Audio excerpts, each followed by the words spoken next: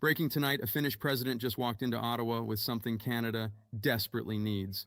And it wasn't a trade deal, it wasn't a weapons contract, it was intelligence. Raw, first-hand, experienced intelligence about the two men who will define Canada's next decade, Vladimir Putin and Donald Trump. Tensions are shifting across the Atlantic tonight. Everyone expected Finland's president to fly to Washington first, to Brussels first, to London first. Instead, Alexander Stubb chose Ottawa. He chose Mark Carney. And what he said when he sat down with CBC's chief political correspondent, Rosemary Barton, just changed how Canadians should think about the global order. Everyone believed small NATO nations were supposed to follow, not lead. Everyone assumed Finland's value to Canada was symbolic, a polite handshake between two winter countries. Everyone expected Stubb to deliver diplomatic talking points and fly home. They were all utterly incorrect. Ottawa this week. Standing beside Mark Carney, Alexander Stubb made a statement that reframed everything. When asked whether he was Europe's Trump whisperer, the moniker Washington journalists had been repeating for months, Stubb didn't accept it. He didn't play along. He looked directly into the CBC camera and said something remarkable.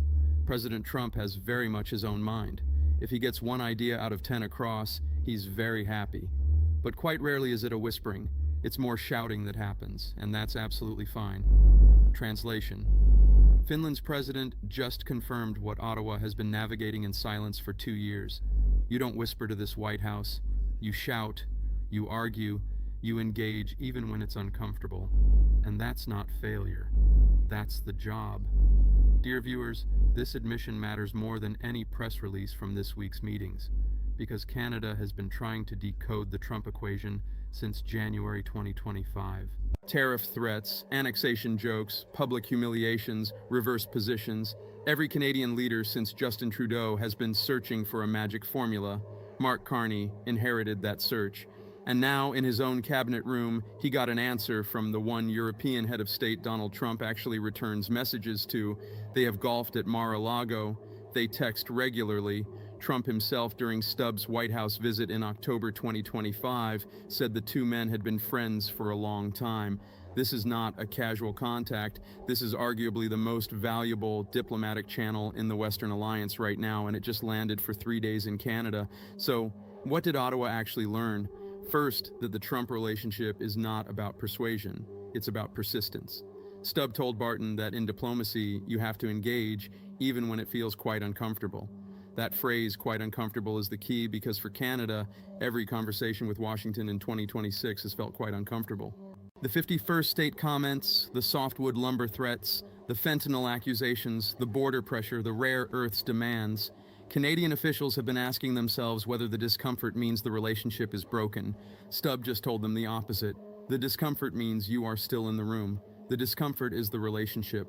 Second, that Ukraine is winning. Not collapsing, not stalemated, winning. This is a framing Canadian audiences almost never hear from their own media. The dominant narrative across North American broadcasts has been exhaustion, fatigue, concession. Stubb demolished it in one sit-down. He told Barton that Ukraine is in a stronger position than at any point since 2022, that Russian soldiers are dying at a rate dramatically higher than Ukrainian forces, that for the first time since November 2023, Ukraine in February gained more territory than it lost. A finding attributed to the Finland-based Blackbird Group analysis team, and that the Washington-based Center for Strategic and International Studies in a January report put the Ukrainian to Russian combat casualty ratio at roughly 1.2 or 1.2 in Kyiv's favor. Translation: every dollar Canada has sent to Kyiv is working. Every armored vehicle shipped from Canadian stockpiles, every shell from Canadian plants, every Ukrainian soldier who passed through Operation Unifier. This was not charity. This was not, as Stubb put it, alimony.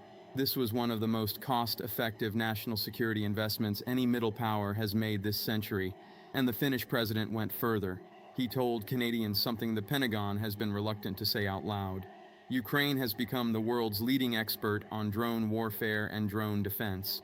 Ukraine has already deployed 228 specialists to help Gulf states defend against Iranian-made Shahed drones. The same loitering munitions Russia has been firing at Kyiv in swarms since 2022. And here is the twist most viewers missed. Washington had rejected that same for months earlier. In August 2025, Zelensky personally presented counter-drone technology to Trump at the White House. The administration dismissed it. One U.S. official later called that decision the biggest tactical error of the entire Iran campaign. By March 2026, with Shahed drones killing 7 American service members and Gulf allies burning through Patriot interceptors at multi-million-dollar costs per shot, the Pentagon quietly came back asking. Only the Ukrainians had solved the problem. Dear viewers, pause on that for a moment. The country Washington was pressuring to surrender is now the country saving American forces in the Persian Gulf. Let that sink in.